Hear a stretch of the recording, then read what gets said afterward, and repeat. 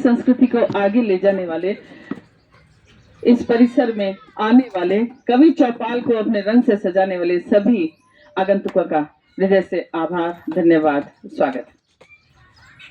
होली की कविता तो भी बहन आशा जी ने सुना ही दी है। मैं नारी पे ही सुनाती हूँ क्योंकि 2 दिन से उसी रंग में रंगी हुई हूँ कि नारी तुम भारत की नारी हो, नारी तुम शक्ति हो, संस्कृति की कृति हो, नारी तुम शक्ति हो, संस्कृति की कृति हो, इस जगत की धुरी हो।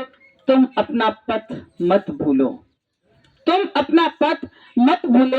तुम कवि की रचना हो, साहित्य की सृजना हो, इतिहास की नायिका हो, अपनी अस्मिता मत भूलो। होली का त्योहार है, आप मस्ती करिए लेकिन अपनी अस्मिता मत भूलो।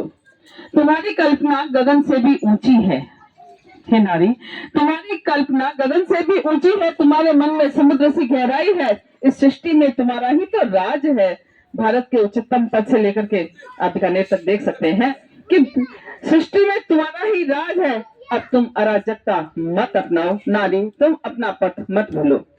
तुमने शव से शिव बनाया, हे नारी, तुमने शव से शिव बनाया, तुमने नर को नारायण बनाया, तुमने असुर को सुर बनाया, और अब तुम स्वयं आसुरी मत बनो, अब तुम स्वयं आसुरी मत बनो। तुमने उंगली पकड़कर चलना सिखाया, हे नारी, तुमने नर को उंगली पकड़कर चलना सिखाया, समाज में संस्कृति की धारा को प्रभावित कराया। ये समाज में जो आप तीज त्योहार व्रत उपवास जो देखते हैं, बिना नारी का कुछ नहीं हो सकता। कोई भी घर, यदि घर में नारी नहीं है तो क्या होली मनाएगा? कदाचित नहीं। तुमने उंगली पकड़कर चलना सिखाया, समाज में संस्कृति की धारा को प्रवाहित कराया। तुम सृष्टि की कर्ता हो, अब तुम स्वयं असंस्कृत मत बनो, अब तुम स्वयं असंस्कृत मत बनो। तुम जीवन का आदर्श हो, सबके लिए प्रेरणा हो।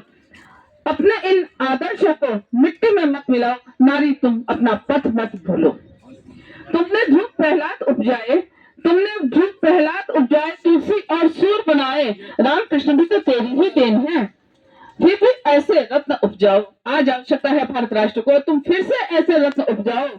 तुम संस्कृति की वाहक हो, नीतियों की परिचायक हो, त्योहारों पर्वों की शोभा हो, लेकिन अब तुम स्वयं अशोभनीय मत बनो, नारी तुम अपना पथ मत भूलो। अंतिम में जो मेरे मन में टीस आती है, मैं वहां से यहाँ तक आती हूँ, लगभग 4-5 किलोमीटर का रास्ता तय करके आती हूँ। बहुत सारी चीजें देखती हूँ कि विज्ञापनों में देखती हूँ, पोस्टरों पर पढ़ती हूँ, विज्ञापनों में देखती हूँ, पोस्टरों में पढ़ती हूँ, लोगों के कटाक्ष भी सुनती हूँ और विचार करने को बाध्य हो जाती हूँ। क्या ये मेरे भारत राष्ट्र की नारी है?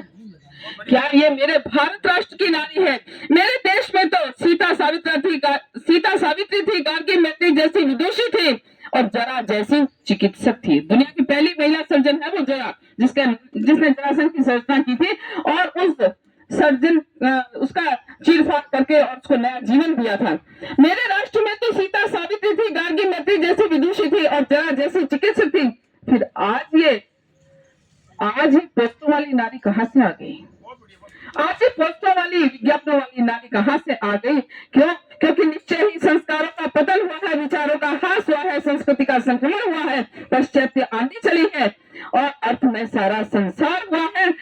लेकिन फिर भी हाथ जोड़कर सभी बहनों से कहती हूँ कि तुम भारत की नारी हो, अपनी अस्मिता मत भूलो। तुम भारत की नारी हो, तुम अपना पथ मत भूलो। तुम भारत की नारी हो, अपनी